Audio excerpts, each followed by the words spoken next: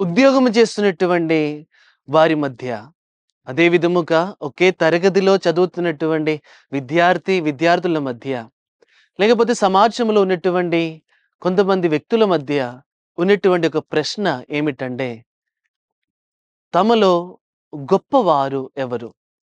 గొప్పవాడెవడు? ప్రియమైన దేవుని బిడ్డలారా, యేసు ప్రభుని యొక్క 12 శిష్యుల మధ్యలో కూడా ఈ యొక్క ప్రశ్న ఉంది. పరలోక రాజ్యములో గొప్పవాడు ఎవరు?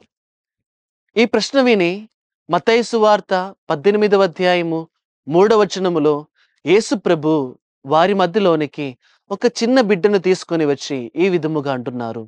ఎవరైతే తనను తాను తగ్గించుకొని ఈ చిన్న బిడ్డల వలె ఉంటున్నారో వారిదే పరలోక రాజ్యం. వారిదే పరలోక రాజ్యం.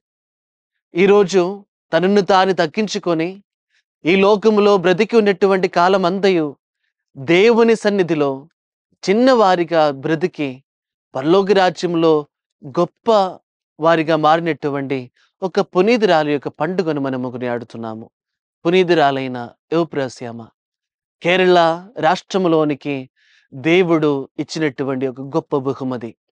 సిఎంసి సన్యాస సమూహములో వెలిగినటువంటి ఒక గొప్ప జ్యోతి.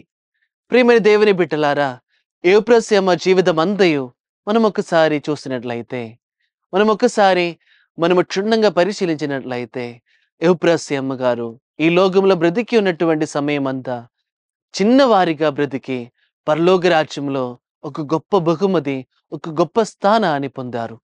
ప్రియమైన దేవుని బిడ్డలారా, ఈ యోప్రాస్యామ గారి యొక్క పండుగను కొనియాడుతున్నటువంటి ఈ రోజు ప్రత్యేక విధముగా పరలోక రాజ్యములో మన నిక్షేపాన్ని సంపాదించి, మన నిక్షేపాన్ని కూడబెట్టుకొని పరలోక రాజ్యంలో గొప్పవాడుగా మారడానికి ఉన్నటువంటి కృపదేశాన్ని ప్రార్థించుకుందాం. దేవుడు మనలందరినీ ధారాళముగా దీవించునుగాక. ఆమేన్.